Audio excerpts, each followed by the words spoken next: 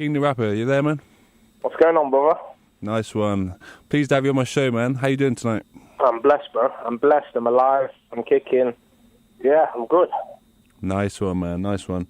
Man. Normally, like, we start with like an intro, you know, like an artist like had a little chat about himself and stuff. So, like, if you're gonna introduce yourself, like, how would you do it, man? I'd just say, follower of Jesus, bad boy gone good, know better now, and make music to glorify God and to inspire, and positive is the way forward.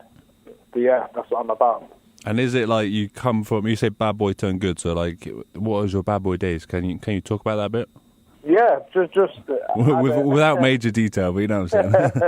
I've got a lot more respect now than I did then, and for myself, for other people,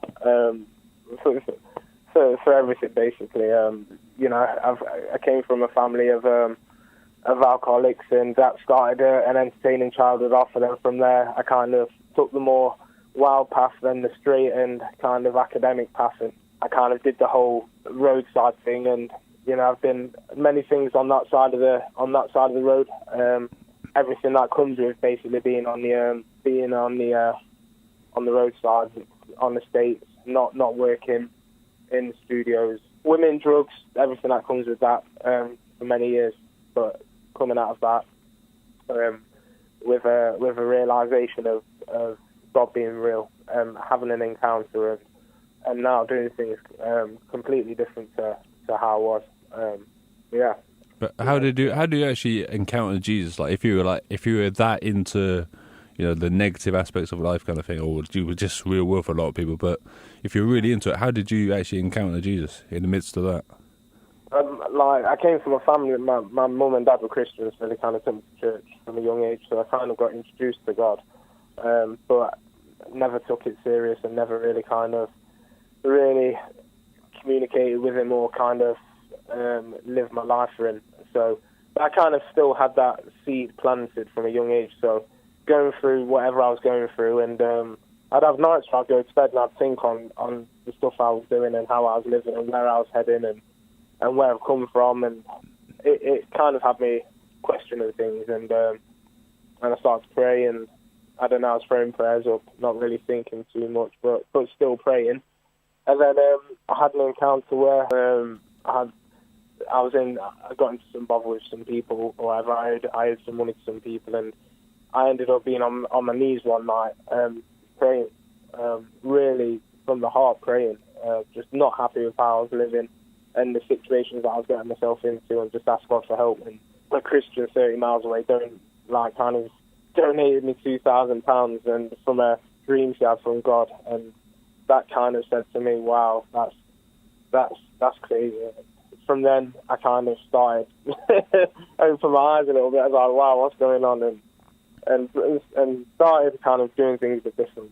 Well, okay, well, let's stop there a second. So you're in the midst of it, and then what you say, like, somebody donated you £2,000. Who was that then? My mum's basically a teacher. She was working. She used to work like quite a way out from where we lived, and she was at work one day. £2,000 had come through the letterbox randomly one day after I'd prayed. My mum had phoned me the next day and said some money's coming through the letterbox. So she thought it was dodgy, so I went and collected it and paid off my problems and stuff. And about 3 months later, this lady approached my mum when she was at work and asked if I'd received some money. And obviously my mum was like, yeah. But she said she'd had a dream from God after she'd lost her husband, and that she was prompted to help me financially. And yeah, it was mad. It was crazy. Wow, that's madness, man. So then that was the kind of kickstart to you, like, changing your life and stuff. Yeah, I still needed to believe it or not, it still wasn't enough. I still was living like an idiot, and then I kind of, everything just kind of fell apart, like with my relationships, my friendships, and I kind of just, you know what, I had my tail between my legs. I had to go back to my mum and dad's house, and it was there. I had a call from this guy at the church who asked me to help paint some of the buildings and some of the walls in the building of the church, and that kind of, and it was like a little, it was a way for me to kind of connect and get back to where I feel I should be. Yeah, so that was good then. So you managed to get back into real life a bit, and then you connected with God eventually, kind of thing. Yeah, just, you know what, I took a course. I served my church for a year. I gave up 3 days of my week for free, and I just served my church, something called Discipleship Year, so I went to Trent Vineyard. So I served my church for a year. I got a job with some guys in the church, and I just met so many people, and my raps changed, and just people wanted to jump on board and support me, and just things started just going crazy, and yeah, I can't, like, I love praying. Like, praying's my number one favourite thing. Always, yeah, if I come pray, I don't know what I do.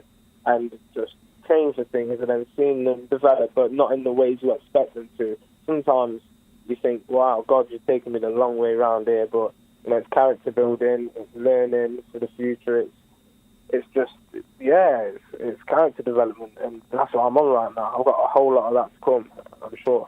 But yeah. Yeah, man, that's cool. So before you got into the Christian scene, then what was your rap like? Obviously, like the words and different, your vocabulary was different, maybe. But you know, was it the same kind of thing? Were you hip hop, rap, or you grime? Yeah, well, it's hip hop. And you know what? I never rapped about, you know, like, you know, doing this, doing that, shooting you, doing this, doing that, because I never did that. But you know, I did rap about smoking weed, drinking, being with the man them, being around, you know, getting women and that kind of stuff, because that's what I was doing. So, like, I suppose I was talking about what I was doing, but yeah.